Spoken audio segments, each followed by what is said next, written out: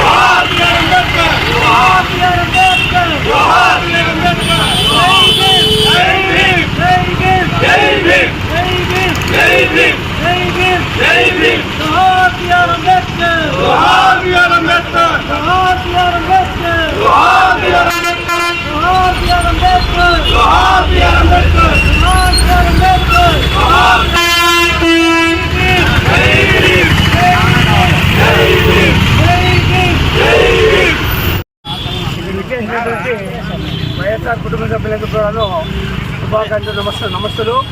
ఈరోజు భారత రాజ్యాంగ నిర్మాత రచించినటువంటి భారత రాజ్యాంగం ఆమోదించబడిన తేదీ మొట్టమొదటిసారిగా మనకు 1940 స్వాతంత్రం వచ్చిన తర్వాత పూర్తి స్వాతంత్రం రాలేదు. ఎందుకంటే స్వాతంత్రం వచ్చింది కానీ మన చట్టాలు మన సొంత రాజ్యాంగం అమల్లోకి రాలేదు, రాజ్యాంగమే లేదు. ఆ సందర్భంలో 47 స్వాతంత్రం జరిగిన తర్వాత రాజ్యాంగ రచనా సంఘాన్ని నియమం జరిగింది. ఆ డ్రాఫ్టింగ్ కమిటీకి చైర్మన్గా డాక్టర్ బిఆర్ అంబేద్కర్ గారు నియమితులైనారు.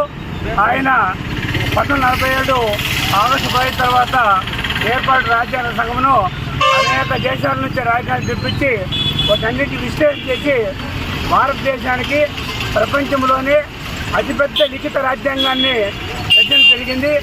ఈరోజు ఆ యొక్క రాజ్యాంగం ఎట్లా ఉందంటే మనకు భారతదేశ పరిపాలనకు తలమానంగా ఉంది. అటువంటి రాజ్యాంగము 1949 నవంబర్ ఈరోజు భారతదేశానికి స్వతంత్రం వచ్చిన తర్వాత భారతదేశంలో సర్వమతాలు సర్వకులాలు ఉన్నటువంటి అతిపెద్ద భారతదేశానికి రాజ్యాంగాన్ని నిర్మించి రాజ్యాంగం ద్వారా అందరికీ సమానత్వం స్వేచ్ఛ అందించినటువంటి మహనీయుడు మా అందరి